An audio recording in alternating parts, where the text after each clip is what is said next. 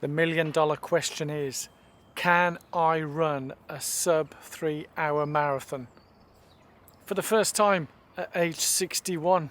Yeah, I know, it's a big ask, isn't it? So let's crack on. Tip top trippers, my name is Donato and I'm here to share with you, because a lot of you have been asking, can I do, or what am I aiming for my next marathon? Yes, sub 3 again.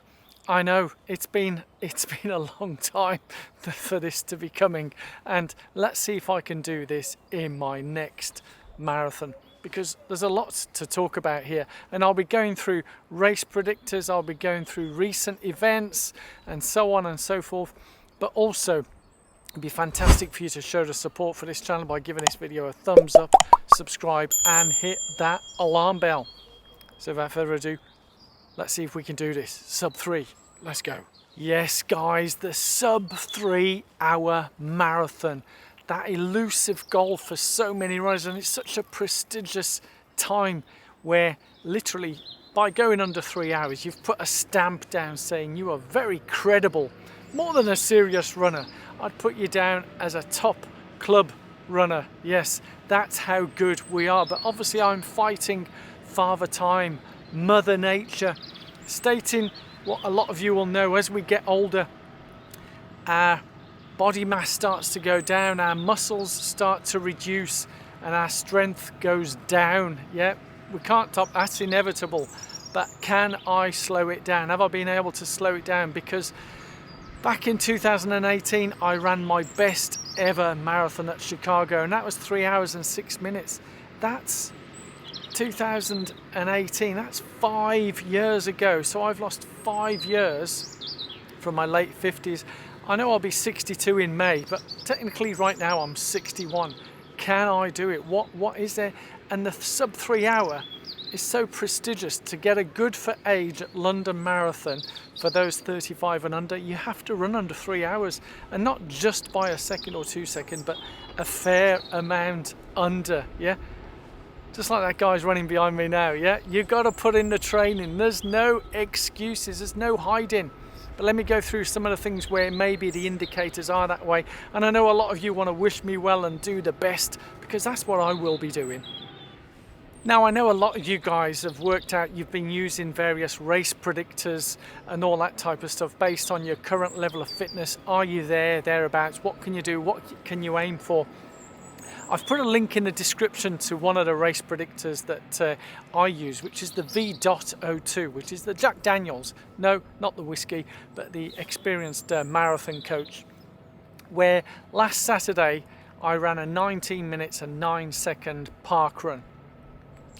Yeah, no, not what I'd posted on social media, which is a bit of an April Fool, but it just goes to show how trusting a lot of people are. So I changed the numbers, photoshopped it. Well, my partner changed it. She put 16 minutes and 9 seconds, yeah, and I put position 1. And I did change it from Worcester Pitchcroft to say something else. It said Worcester Mitchcroft, and it was amazing the amount of people who did believe that. So no, it wasn't 16 minutes and 9 seconds. So that was a little April Fool prank. Yes, I know. But can we trust the race predictors? So that time of 19 minutes and 9 seconds, and I know I can go quicker because that was on, if you look at the link where I posted the actual 5k park run earlier, you'll see that the full run, it was on a bit of grass, mud and so on and so forth, so it did slow me down quite a lot. So the predicted time for that, for a 19:09 5k park run, it predicts 3 hours and 3 minutes. So I'm right on the cusp of sub 3. Yeah, so if I can go quicker, then I can do that. But if I look back to the Chester 10k, where I did really put in a punch-packed race and came in a time of 38 minutes and 20 seconds, the predictor on that shows me at 2 hours 57 minutes. Yeah, sub 3. Based on those figures, on those predictors, I should be running a sub 3, but as we all know in life, there is no guarantees, and especially at a marathon distance, there's such a long way. So much can go wrong, so much can go right. But let me go through some of the things that I really need to nail and get spot on the day that I can control in some way, and maybe, hopefully, external influences may not have an impact on it.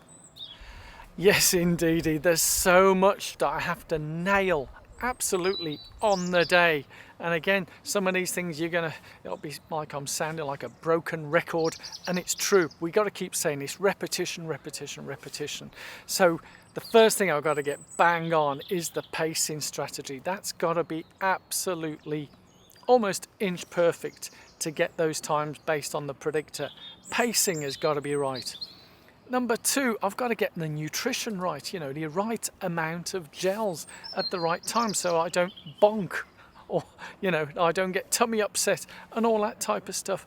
Hydration is essential. Also, how much water I take on during the race to make sure I've got the right strategy for water. And then we're looking at things which we hopefully would have nailed, and that is the clothing, the footwear, that type of stuff. We need to make sure that, again, nothing new.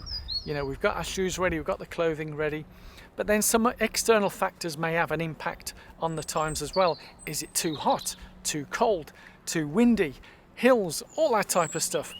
But we can only see that what happens on the day, and we've got to work with those factors at that time. So who knows what happens on the day? Yeah, but you'll be guaranteed there'll be two things from me that I'll be doing on race day, and that is I will be giving it my all, absolute all, on race day. And also I'll be aiming to have as much fun as I can. Well, as much fun as you can have, certainly after sort of mile 18, 20, where the fatigue starts setting in, the tiredness, sore, aching. You would have seen on my last London Marathon, I'm coming along Birdcage Walk, when all your muscles are screaming at you, stop, stop, stop, but you gotta go, go, go. Literally my body was screaming at me to stop, and that was at 3 hours 19 minute pace.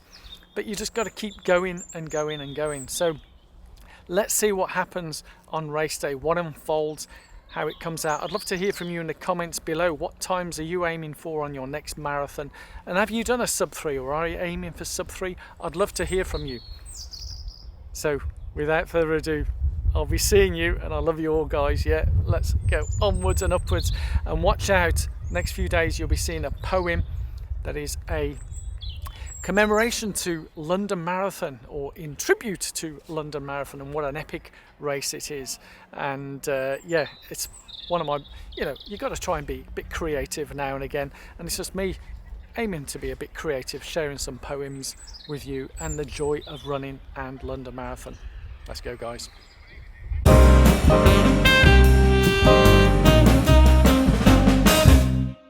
Guys, we have finished new Guinness World Record by about 30 seconds. I mean, that was a sprint to the finish, and oh boy, that felt oh so tough. Oh, look who's arrived. Hello. How you doing? How's the run? Tough. I'm so hot and sweaty. Yeah. So you're the man from Guinness World Record. Yes. What are you about to tell me? I'm about to tell you that congratulations, you're officially amazing, because you have broken the record. Yeah! Woo, woo, woo! Yes! Oh, I love you. Well, I was going to kiss him, but no.